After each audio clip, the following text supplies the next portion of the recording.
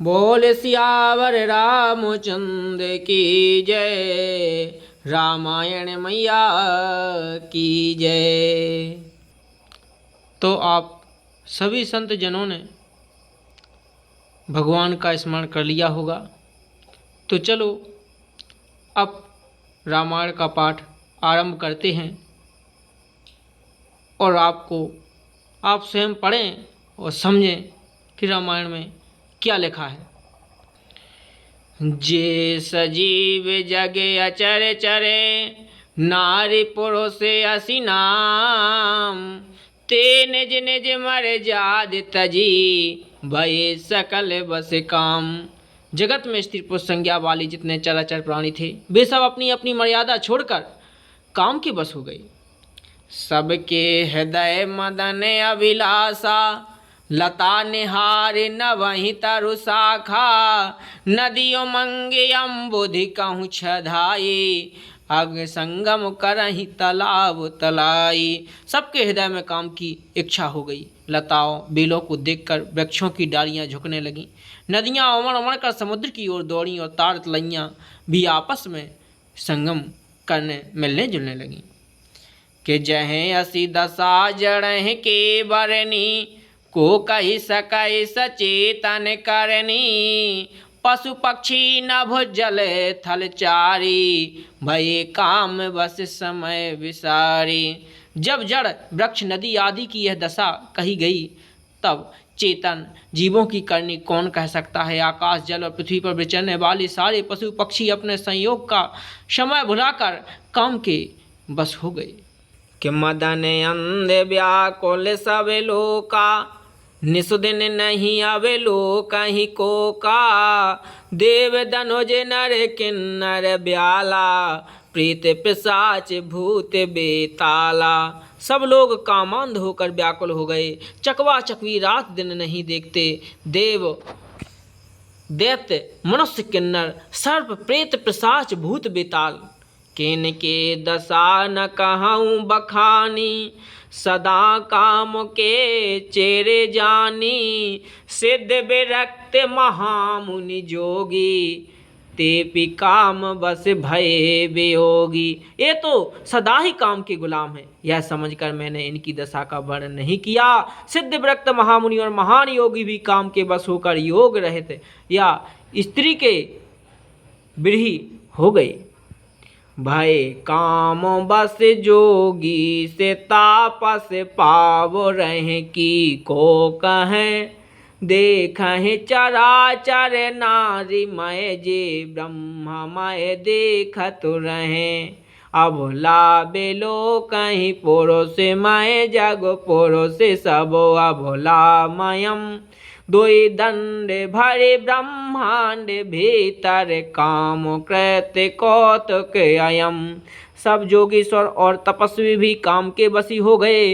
तब पामर मनुष्यों की कौन कहे। जो समस्त चराचर जगत को ब्रह्ममय देखते थे, वे सब उसे स्त्रीमय देखने लगे। स्त्रियां सारे संसार को पुरुषमय देखने लगी और पुरुष उसे स्त्रीमय देखने लगे। जो घड़ी तक सारे ब्रह्मांडों के अंदर काम देव का रचा हुआ यह कौतुक तमाशा रहा।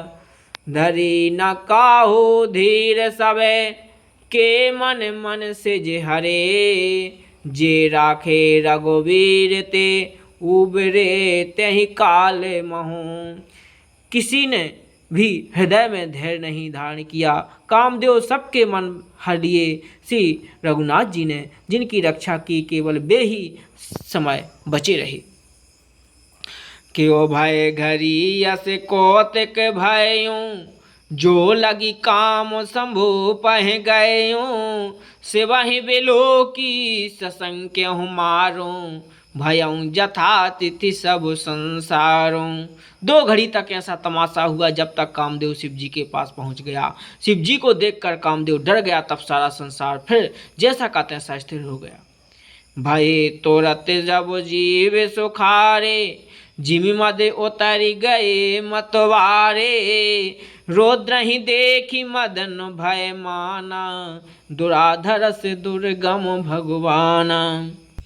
तुरंत ही सब जीव वैसे ही सुखी हो गए जैसे मत वाले नशा पिए हुए मत लोग नशा उतर जाने पर सुखी होते हैं। दुराधर्ष, जिनको पराजित करना अत्यंत ही कठिन है और दुर्गम, जिनका पार पाना कठिन है, भगवान संपूर्ण ऐश्वर, धर्म, यश, श्री, ज्ञान और वैराग्य, 6 ईश्वरीय गुणों से युक्त रुद्र महाभयंकर शिव जी को देखकर कामदेव भयभीत हो गया कि फिरत लाज कछु कही नहीं जाए, मरण ठानी मन रचसी हो पाए, प्रगटसी तोरत रोचे रे ऋतु राजा, कुसुमित नव तरु राज विराजा।